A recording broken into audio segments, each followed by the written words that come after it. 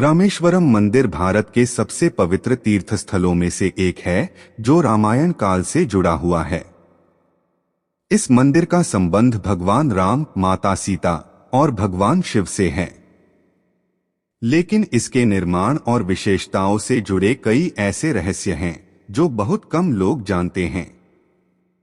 आइए इन्हें विस्तार से जानते हैं। रामेश्वरम मंदिर की सबसे बड़ी मान्यता यह है कि इसका पहला शिवलिंग स्वयं भगवान राम ने स्थापित किया था। जब भगवान राम ने रावण का वध किया, तब वे ब्रह्महत्या के दोष से मुक्त होने के लिए शिवलिंग की स्थापना करना चाहते थे।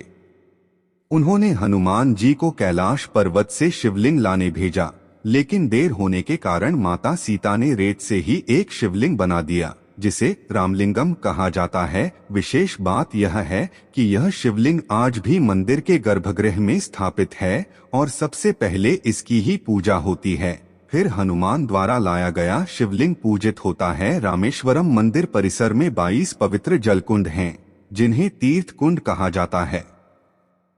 माना जाता है कि ये सभी कुंड अलग अलग दिव्य शक्तियों से जुड़े हैं और इनमें स्नान करने से अलग अलग पापों से मुक्ति मिलती है। कुछ मान्यताओं के अनुसार ये कुंड वे स्थान हैं जहां भगवान राम और उनकी सेना ने अपने पापों का प्रायश्चित किया था। वैज्ञानिक दृष्टि से देखें तो इन कुंडों का पानी अलग अलग स्वाद, घनत्व और खनिज तत्वों से युक्त है, जो अपने आप में एक चमत्कार है। रामेश्वरम मंदिर में दुनिया का सबसे लंबा मंदिर गलियारा है। इसकी लंबाई लगभग 1220 मीटर और इसमें कुल 1212 स्तंभ हैं। ये स्तंभ इतनी कुशलता से तराशे गए हैं कि देखने में यह गलियारा अंतहीन लगता है। विशेष बात यह है कि ये स्तंभ इस तरह बनाए गए हैं कि जब हवा इनके बीच से गुजरती है तो रहस्यमयी ध्वनि उत्पन्न होती है, जिसे कई लोग अलौकिक शक्ति मानते हैं। रामेश्वरम मंदिर से करीब 30 किलोमीटर दूर राम सेतु है, जिसे एडम्स ब्रिज भी कहा जाता है। यह वही पुल है जिसे भगवान राम की वानर सेना ने लंका जाने के लिए बनाया था। रहस्यमयी तथ्य: वैज्ञानिक अध्ययनों के अनुसार यह पुल पानी में तैरने वाले पत्थरों से बना हुआ है। यह बात आज भी एक रहस्य बनी हुई है कि आखिर ये पत्थर कैसे तैरते हैं।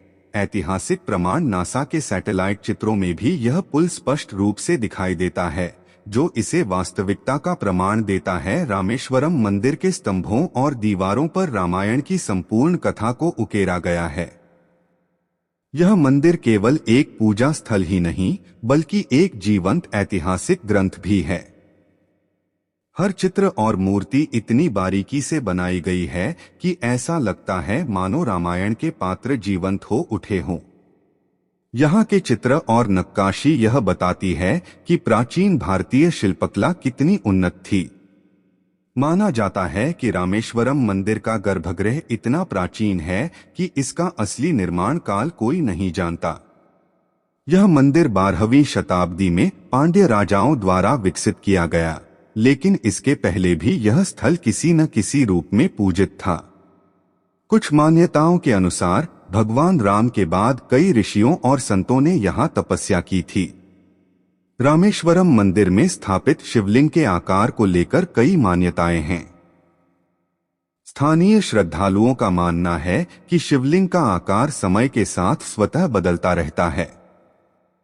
वैज्ञानिक दृष्टिकोण से देखें तो यह बदलाव जलवायु, हवा और भक्तों के स्पर्श से हो सकता है, लेकिन इसकी पुष्टि नहीं हो सकी है। रामेश्वरम मंदिर का प्रत्येक पत्थर, गलियारा और जलकुंड अपनी एक अलग कहानी कहता है। पिछले भाग में हमने इस मंदिर से जुड़े कई रहस्यों को जाना।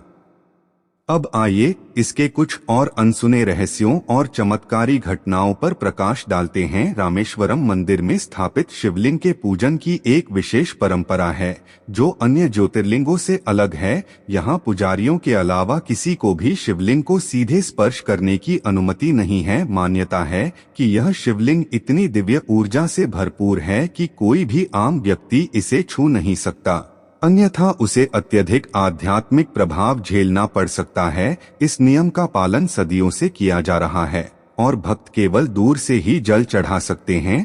हर शिव मंदिर में नंदी भगवान शिव के सामने होते हैं। लेकिन रामेश्वरम मंदिर में एक अनोखी बात है, यहाँ नंदी की मूर्ति विशाल है और उसकी दृष्टि सीधी मंदिर के मुख्य द्वार पर टिकी रहती है। एक रहस्य यह भी है कि मंदिर के गलियारों में खड़े होकर यदि कोई व्यक्ति नंदी की आंखों की सीध में देखे तो उसे गर्भगृह का सीधा दृश्य नहीं मिलेगा। यह निर्माण तकनीक मंदिर की अद्भुत वास्तुकला को दर्शाती है, जो आधुनिक इंजीनियरिंग के लिए भी आश्चर्यजनक है। रामेश्वरम मंदिर के पास स्थित समुद्र भी एक रहस्य समेटे हुए है। यह समुद्र मंदिर से कुछ ही दूरी पर स्थित है, लेकिन इसकी लहरें कभी मंदिर की सीमा को पार नहीं करती। वैज्ञानिकों के अनुसार यहाँ समुद्र का तल और ज्वार भाटा की संरचना इस प्रकार की है कि पानी मंदिर तक नहीं पहुँचता, लेकिन धार्मिक मान्यताओं में इसे भगवान राम का आशीर्वाद माना जाता है।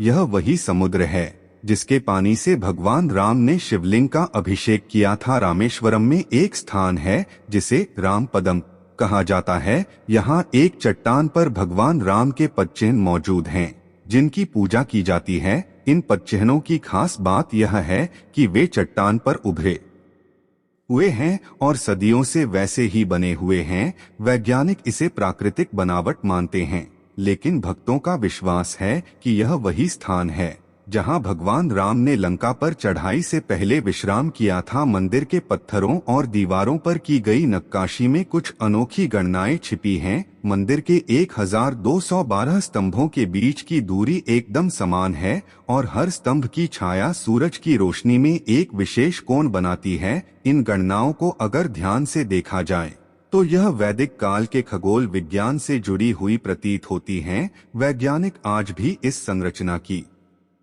सटीकता को देखकर चौंकते हैं, क्योंकि उस समय ऐसी उन्नत तकनीक का उपयोग असंभव माना जाता था। रामेश्वरम में ही स्थित पंचमुखी हनुमान मंदिर एक अलग ही रहस्य समेटे हुए है। इस मंदिर में स्थापित हनुमान जी की मूर्ति अनूठी है, क्योंकि इसमें हनुमान के 5 मुख हैं। गरुड़, वराह, नरसिंह, हयग्रीव और स्वयं हनुमान। माना जाता है कि इस मंदिर में हनुमान जी की प्रतिमा में राम सेतु के पत्थर भी रखे गए हैं, जो पानी में तैरते हैं। यहाँ आने वाले भक्तों का कहना है कि इस स्थान पर एक अलग ही ऊर्जा और शांति का अनुभव होता है। रामेश्वरम मंदिर की वास्तुकला को लेकर एक और दिलचस्प रहस्य यह है कि अन्य दक्षिण भारतीय मंदिरों की तरह इसके गोपुरम समुद्र की ओर नहीं बने हैं। मान्यता है कि भगवान राम ने इस मंदिर को समुद्र से सुरक्षित रखने के लिए विशेष आशीर्वाद दिया था, इसलिए यह संरचना ऐसी बनाई गई। इंजीनियरिंग के नजरिए से यह एक अनूठी बात है, क्योंकि समुद्र के किनारे होने के बावजूद यह मंदिर सैकड़ों सालों से अडिग खड़ा है। जब रामेश्वरम मंदिर में स्थित सभी 22 तीर्थ कुंडों का पानी एक साथ सूख जाएगा तो कलयुग अपने चरम पर होगा और पृथ्वी पर बड़ा परिवर्तन आएगा। अभी तक यह देखा गया है कि कुछ कुंडों का जल स्तर कम ज्यादा होता है, लेकिन वे पूरी तरह कभी नहीं सूखते। यह भविष्यवाणी आज भी रहस्य बनी हुई है और शोधकर्ताओं के लिए एक रोचक विषय है। रामेश्वरम मंदिर केवल आस्था का केंद्र ही नहीं, बल्कि इतिहास, विज्ञान और वास्तुकला के चमत्कारों का संगम भी है। इसके हर पत्थर और हर परंपरा के पीछे कोई न कोई रहस्य छिपा है। यहाँ का समुद्र, मंदिर की नक्काशी, राम सेतु और तीर्थ कुंड, ये सभी इसे एक दिव्य और रहस्यमयी स्थल बनाते हैं। अगर आप कभी रामेश्वरम जाएं, तो केवल दर्शन ही न करें, बल्कि इसके हर कोने को ध्यान से देखें और यहाँ छिपे रहस्यों को महसूस करें। रामेश्वरम मंदिर एक ऐसा स्थान है जहाँ हर भक्त को कम से कम एक बार जरूर जाना चाहिए, क्योंकि यहाँ की ऊर्जा और आस्था आपको आध्यात्मिक अनुभव की नई ऊंचाइयों तक ले जा सकती है। रात का समय था। रामेश्वरम मंदिर के विशाल गलियारे में हल्की रोशनी फैली हुई थी। हवा में समुद्री नमक की महक थी और दूर कहीं लहरों के टकराने की आवाज गूंज रही थी। मंदिर के पुजारी दिन भर की पूजा अर्चना के बाद विश्राम करने चले गए थे, लेकिन एक व्यक्ति अभी भी मंदिर के गर्भगृह के पास खड़ा था। पंडित अरविंद कोई साधारण पुजारी नहीं थे। वे वर्षों से इस मंदिर में सेवा कर रहे थे और कई रहस्यों से परिचित थे, लेकिन आज रात कुछ अलग था। उनके दादा ने बचपन में उन्हें एक गुप्त कथा सुनाई थी। रामेश्वरम मंदिर के गर्भगृह में एक रहस्यमय द्वार है जो तब तक नहीं खुलेगा जब तक सही समय नहीं आएगा। अरविंद को वर्षों से इस कथा पर विश्वास नहीं था, लेकिन आज कुछ अजीब हुआ था। जब वे अंतिम आरती कर रहे थे तो उन्हें लगा कि शिवलिंग के पीछे की दीवार से हल्की कंपन हो रही है, जैसे कोई द्वार अंदर से खुलने की कोशिश कर रहा हो। उनका हृदय तेजी से धड़कने लगा। वे धीरे धीरे आगे बढ़े और मशाल की रोशनी को दीवार पर केंद्रित किया। अचानक उन्हें वहां कुछ अजीब दिखा, एक नक्काशी जिसे पहले कभी नहीं देखा गया था। यह एक विशेष चिन्ह था, एक त्रिशूल और कमल का मिलाजुला निशान। उनके मन में दादा की बात गूंज उठी, जब यह निशान स्वयं प्रकट होगा तब रामेश्वरम का अंतिम रहस्य उजागर होगा। अरविंद ने ध्यान से दीवार को छुआ। जैसे ही उनके हाथ ने उस निशान को स्पर्श किया, एक हल्की ध्वनि हुई और दीवार का एक हिस्सा पीछे की ओर खिसकने लगा। उनके सामने एक गुप्त मार्ग खुल चुका था। वहां एक संकरी सीढ़ी नीचे की ओर जा रही थी। अंदर से एक हल्की नीली रोशनी आ रही थी। अरविंद के कदम खुद ब खुद आगे बढ़ने लगे। उन्होंने एक गहरी सांस ली और नीचे उतरने लगे। जैसे ही वे अंतिम सीढ़ी पर पहुंचे, उन्होंने जो देखा उस पर विश्वास करना मुश्किल था। वहां एक विशाल शिवलिंग रखा हुआ था, लेकिन यह सामान्य नहीं था। यह एक स्फटिक का शिवलिंग था जो हल्की नीली रोशनी बिखेर रहा था। पंडित अरविंद को समझ में आ चुका था, यह वही मूल शिवलिंग था जिसे भगवान राम ने पहली बार स्थापित किया था, लेकिन समय के साथ इसे गुप्त रूप से छिपा दिया गया था। इस रहस्य को केवल मंदिर के सबसे अनुभवी पुजारियों को सौंपा जाता था, लेकिन सदियों से यह गुप्त द्वार खोला ही नहीं गया था। अब सवाल यह था, क्या इस शिवलिंग के प्रकट होने का कोई विशेष अर्थ था? क्या यह किसी बड़ी घटना का संकेत है? रामेश्वरम मंदिर का यह रहस्य अब केवल अरविंद तक सीमित नहीं था।